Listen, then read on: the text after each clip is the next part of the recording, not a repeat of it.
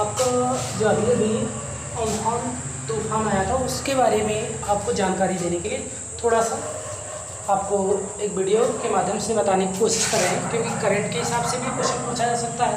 और generally knowledge के हिसाब से आपको पता होना चाहिए, ठीक है। क्योंकि जो तूफान था बड़ा भयानक था। ये तूफान किस नाम से जाना जाता है जनरली, ठीक है। तो आपको अम्फान साइक्लोन, ठीक है, अम्फान साइक्लोन, ठीक है, आपको याद रखना है ये एक सुपर साइक्लोन है जो 20 साल बाद इतना भयानक तूफान आया था, जो आपको 18 मई को आपके हिंद महासागर में इसका थाईलैंड के पास इसका मेन बिंदु था जहाँ से उठा हुआ था, और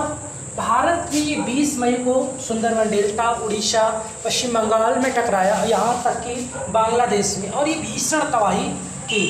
इसकी रफ्तार जो थी तो 150 से 175 किलोमीटर प्रति घंटे थी। अब सोचो 175 किलोमीटर पर घंटे की रफ्तार कितनी भयानक होती है, ठीक है। अब इसमें आपको याद सबसे पहली चीज़ आपको समझने की बात क्या है, चक्रवात होता क्या है, थोड़ा सा बताते चल रहे हैं, जानकारी होना जरूरी है। चक्रवात क्या है, ठीक है, आपको बता दें जो आपके चक्रवात उठने का रेशियो होता है भूमध्य रेखा होती है, वो रेखा जहाँ से गुजरती है उसके अगल बगल वाले क्षेत्र, जहाँ से जो समुद्री क्षेत्र होते हैं सागरों में, जहाँ पर आपका सीधी परपेंडिकुलर प्रकाश की किरणें पड़ती हैं, तो भूमध्य रेखा पर ही पड़ती हैं, वहाँ पर जल गर्म हो जाता है। जल गर्म होने की वजह से वहाँ पर एक निम्न दाब वाला जैसा क्षेत्र बनता है। किस टाइप का, जिसे आपको देख सकते हैं, ये आपका एक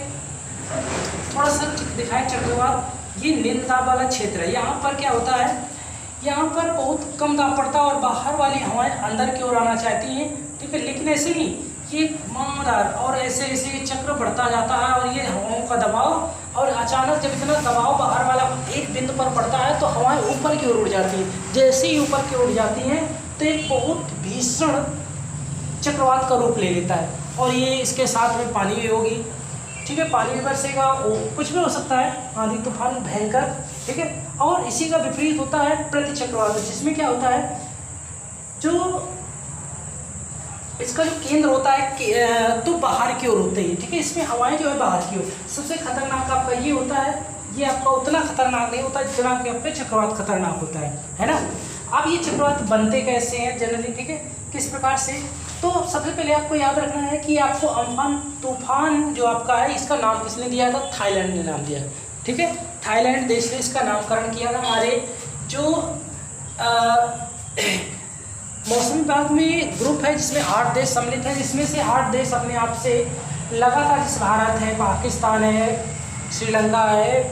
बांग्लादेश है, म्यांमार है, थाईलैंड है, इंडोनेशिया है, ठीक है, ये आपके उस देश हैं जो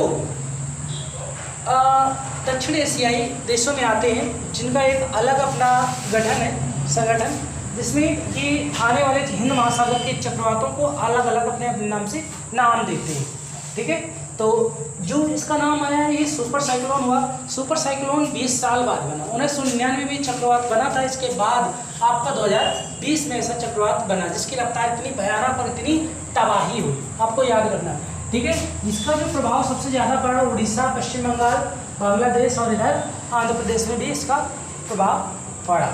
ठीक है, और ये सीधे होते हुए आपका ऊपर की ओर सिक्किम इधर की ओर आपका बढ़ गया था, ठीक है। चक्रवात हमेशा